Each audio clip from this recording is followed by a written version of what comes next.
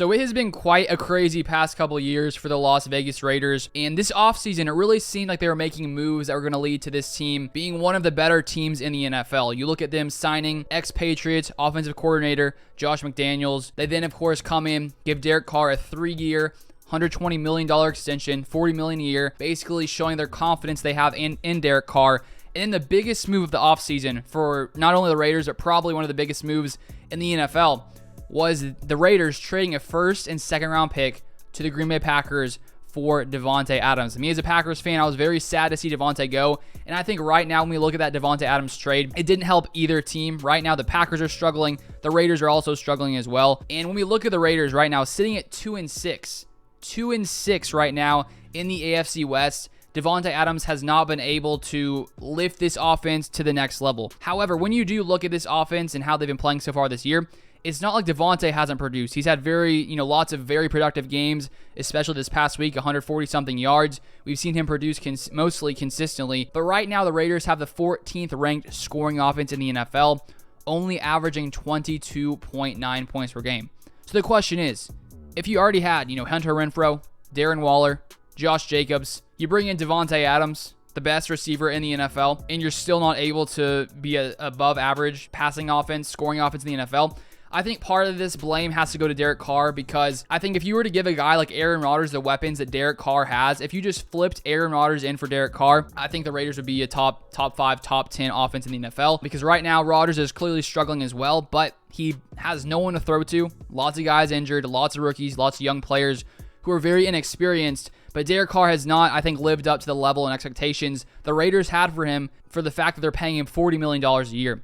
If we take a look at passer rating rankings, right now Derek Carr is ranked 17th in the NFL. Aaron Rodgers, 16th, just ahead of him. But as I said, Derek Carr has a lot more at his disposal than Aaron Rodgers. I do think, though, when you look at this offensive line, they clearly haven't been great. They're 19th ranked offensive line when it comes to sacks allowed per game, so that clearly hurts Derek Carr as well. But overall, I still think that Derek Carr should be able to lift this offense to another level, but I think he's sort of holding them back a little bit. However, when you do look at this Raiders team, I'd say the biggest issue, and it's very hard to overcome this, when you have a terrible defense. Right now, the Raiders have the 27th ranked scoring defense in the NFL. And when you're allowing points game after game after game and you can't hold the opponent, no matter how good your offense is, it's tough to overcome those kinds of deficits in games when you're getting, beat as they have, allowing points as they have. And when you look at the Raiders this offseason, they signed Chandler Jones to a 3-year, $51 million contract, assuming that he'll bring some life to this pass rush alongside Max Crosby. So far, Chandler Jones also not lived up to expectations. He only has 1 sack through 8 games. So right now, if you're the Raiders, if you're a Raiders fan looking at this team, similar to my situation as a Packers fan, I mean, we're sitting here like, what's going on? What's going wrong? We were supposed to be good this year. We're sitting here in a huge hole. The Raiders are in a slightly worse hole than the Packers at 2-6. Packers currently 3-6. But the Raiders are going to have to make some big decisions coming up as the season continues to go forward, because it really looks like they don't have much of a shot to, do much of anything else the rest of the season. We saw them this past week release, one of their former first-round picks, which we've seen happen a few times. The Raiders have not drafted well in the past few seasons, the past, 4 or 5 years, and all of that is coming back to bite them right now.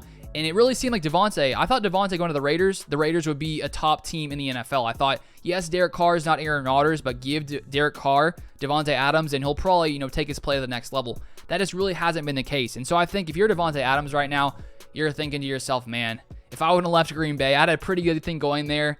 He left Green Bay struggles. He goes to the Raiders struggle. Davante's in a tough situation as well. So I'm curious to see what the Raiders' plan is going forward. Do they want to keep Derek Carr? Do they want to let go of Josh McDaniels? What do they want to do going forward? Because there's clearly lots of different issues here in Las Vegas. And, bringing in a new coach, bringing in some big name free agents hasn't really done anything for this team, which personally I thought they would be much better this season. However, that has not been the case whatsoever. And I think when we look at the NFL this year, there have been so many teams that haven't quite lived up to the expectations we had for them. Packers, the Broncos, the Raiders, the Buccaneers, the Rams, lots of teams that seemed on paper like they would be much better this year have not played up to expectations. So I'll be curious to hear your thoughts in the comments down below. And if you want to see more NFL content like this, feel free to subscribe, drop a like on the video. But thank you so much for watching, and I'll see you guys next time.